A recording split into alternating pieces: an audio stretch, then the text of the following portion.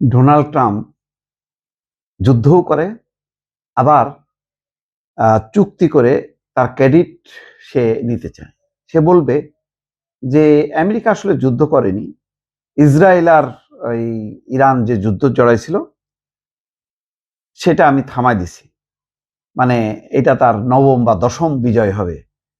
ভারত আর ওই যে কি বলে পাকিস্তানের যুদ্ধ থামানো, কম্বোডিয়া থাইল্যান্ডের যুদ্ধ থামানো, সবও যুদ্ধের সে কৃতিত্ব নাই। সমস্ত ঘটনার গুলোর পেছনে হচ্ছে ফেক কিছু আছে। ভারত তো স্বীকারই করে না, কিন্তু ডোনাল্ড ট্রাম্প তার বগল সে বাজায় চলছে। এখন বলছে যে ইরানের সঙ্গে চুক্তি হলে তার স্বাক্ষরের জন্য তিনি পাকিস্তানেও যাবেন, এবং বলছেন খুব কাছাকাছি পৌঁছে গেছে। এবং তো মানে এগুলি বলে সে আসলে দুইটা খুবই মেধাবী মানুষ নিঃসন্দেহে, যদিও তার চিন্তা ভাবনা সব হঠকারী, কিন্তু তার মধ্যেও একটা বুদ্ধিমত্তা আছে যে সে সারা বিশ্বকে দেখাচ্ছে, দেখো আমি কতখানি মানে শান্তিপ্রিয় এবং মানে যুদ্ধ বন্ধ করতে চাই, যে আমি নিজে পাকিস্তান যেতে চাই। নর্মালি ট্রাম্পের মতো লোক পাকিস্তানে আসার কথা না, এরা বড়জোর ভারত পর্যন্ত আসে এই অঞ্চলে, দক্ষিণ এশিয়ার মধ্যে। সেখানে সে পাকিস্তান যাবে, আর পাকিস্তানকেও এখন পাইছে। মানে এবারের আলোচনায় ছিল দুইটা দেশ, যে ইস্তাম্বুল নতুবা হচ্ছে পাকিস্তান, ইসলামাবাদ। কিন্তু দেখেন সে পাকিস্তানকে বেছে নিছে কেন? পাকিস্তানকে সে ইচ্ছা মতন ব্যবহার করতে পারবে। পাকিস্তানের অর্থনৈতিক অবস্থা, পাকিস্তানের সামরিক শক্তি খুব স্ট্রং থাকলেও তার ইকোনমি দুর্বল। এই দুর্বলতাগুলি ডোনাল্ড ট্রাম্প ভালো করেই জানে।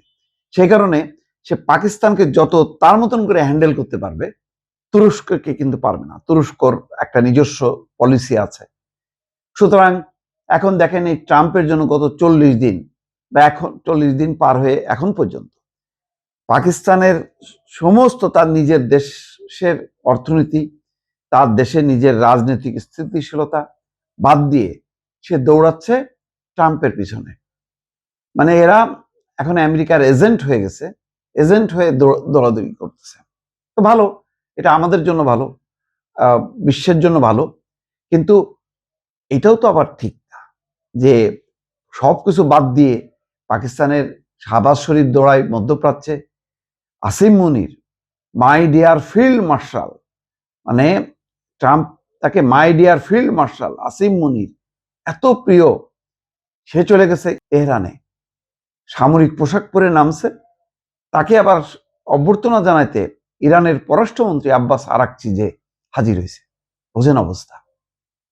এক সামরিক জেনারেল, এগুলি সাধারণত রাজনৈতিক বিষয় থাকে। পাকিস্তানের তো উপ পররাষ্ট্রমন্ত্রী আছে, আরো অনেক প্রভাবশালী মন্ত্রী আছে, তারা যাইতে পারে, এটা রাজনৈতিক সংকট। কিন্তু এখানে ট্রাম্পও জানে যে পাকিস্তান হচ্ছে সেনা নির্ভর দেশ, আর পাকিস্তানে আজ যদি মনে করে যে না এই সরকারকে রাখবে না, সে আসিম মুনিরকে দিয়ে কাজ করবে, এই জন্য সেনাবাহিনীকে সে এ করে। অথচ এদের মুখে হচ্ছে গণতন্ত্রের খই ফুটে। যাই হোক, এটা অন্য বিতর্ক। এখন সেই আসিম মুনিরকে পাঠাইছে তেহরানে, যে এখন তেহরান একটু নাজুক অবস্থার মধ্যে আছে, হরমুজ প্রণালী অবরোধ করে বসে আছে, তার বাণিজ্যিক জাহাজ চলাচল করতে পারতেছে না, বিদেশি জাহাজ ভিড়তে পারতেছে না। তো এখন আসিম মুনির কে সরাসরি ডোনাল্ড ট্রাম্প পাঠাইছে, মানে তার প্রস্তাবনা নিয়ে। এখন সেই প্রস্তাবনায় হয়তো আসিম মুনির জানাইছে যে বস মোটামুটি রাজি করাইছে। তো সাথে সাথে ডোনাল্ড ট্রাম্প ওয়াশিংটনে বসে বলছে যে চুক্তি করতে আমি দরকার ইসলামাবাদে যাব। তো হয়তো ইসলামাবাদে আসবে এবং এই চুক্তি করে সে বিশাল তার বিজয়, সে একটা বিশাল কাজ করে দিল। অথচ এর মধ্যে কত মানুষকে মারল খেয়াল করেন।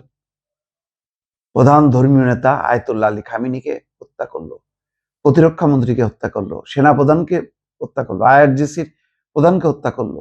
এমনকি দুঃখজনক 168 জন ছোট ছোট শিশু, নারী শিশু শিক্ষার্থী, তাদেরকে হত্যা করলো।